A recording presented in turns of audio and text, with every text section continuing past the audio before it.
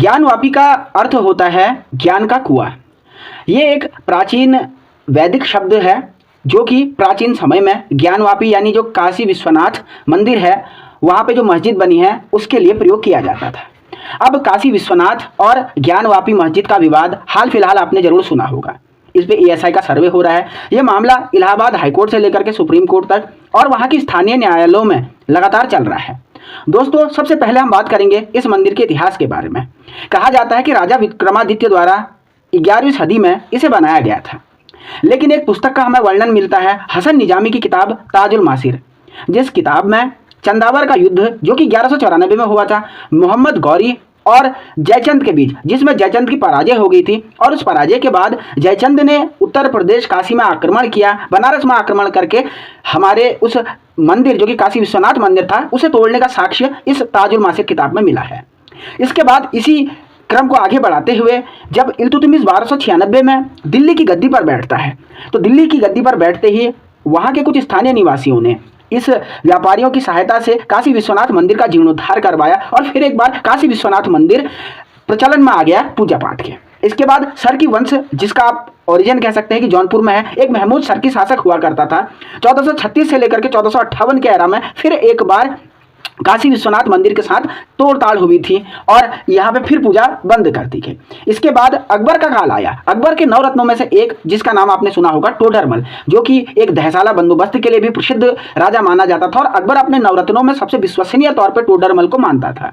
एक राजपूत राजा था जिसके बेटे गोवर्धन दास ने वह 1585 में वहाँ पे काशी विश्वनाथ मंदिर का जीर्णोद्धार करवाया। फिर इसके बाद जो समय आया 1664 का, जब औरंगजेब जो कि एक शासक था उसने जो कहीं ना कहीं इस पे अटैक करवाया, लेकिन कहा जाता है कि 1664 के ईस्वी में जब औरंगजेब ने इस मंदिर पे अटैक करवाया तो 40,000 नागा साधुओं ने औरंगजेब का घोर विरोध किया और उस घोर विरोध के चलते औरंगजेब को अपने कदम पीछे खींचने पड़े।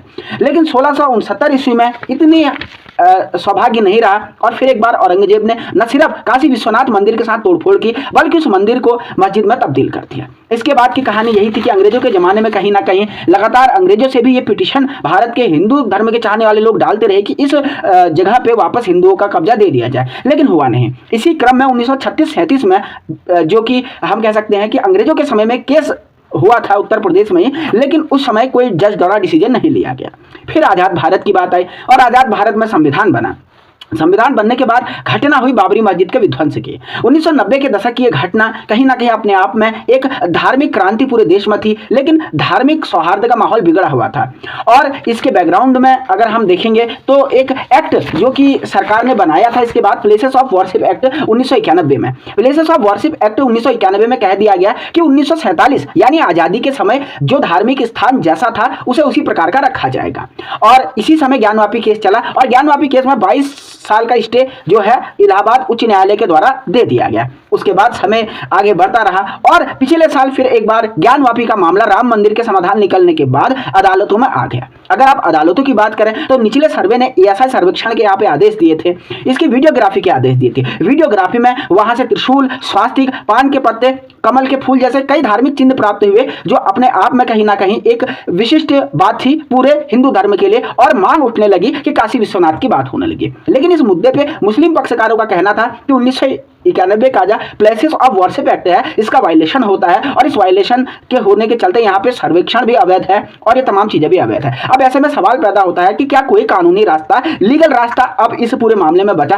तो इसका जवाब भी हम आपको दे देते हैं। इसी 1991 के वर्शिप एक्ट के सेक्शन 4 सब क्लॉज 3 में कहा गया है कि एक्ट ऐतिहासिक धार्मिक इमारतों पर अप्लाई नहीं होता। अगर काशी विश्वनाथ को ऐतिहासिक इमारत घोषित कर दिया जाए, एक रास्ता यह हो सकता है कि यहाँ पे वापस से मंदिर का निर्माण कर दिया जाए। अगर हम दूसरे रास्ते की बात करें तो 1985 में एक बहुत इंपॉर्टेंट डिसीजन आया था शाहबानो का केस, जहां पे शाहबानो एक मुस्लिम महिला थी जिसको उसके पति ने तलाक दे दिया था। तो सुप्रीम कोर्ट ने उसके पति द्वारा शाहबानो को जो है मुआवजा देने की बात करी गई थी, लेकिन राजीव गांधी सरकार ने डिसीजन पलटा दिया था कट्टरपंथियों के दबाव में आकर के। तो यहाँ पे भी कानून को रिपील किया जा सकता है इस 1991 के एक्ट को। तो आपको क्या लगता है कि क्या वापस फिर से हिंदुओं को यह मौका मिलेगा कि बाबा काशीनाथ की धरती में ज्ञानवापी मस्जिद को हटा करके फिर एक बार वहां पे बम भोले के जयकारे लगेंगे?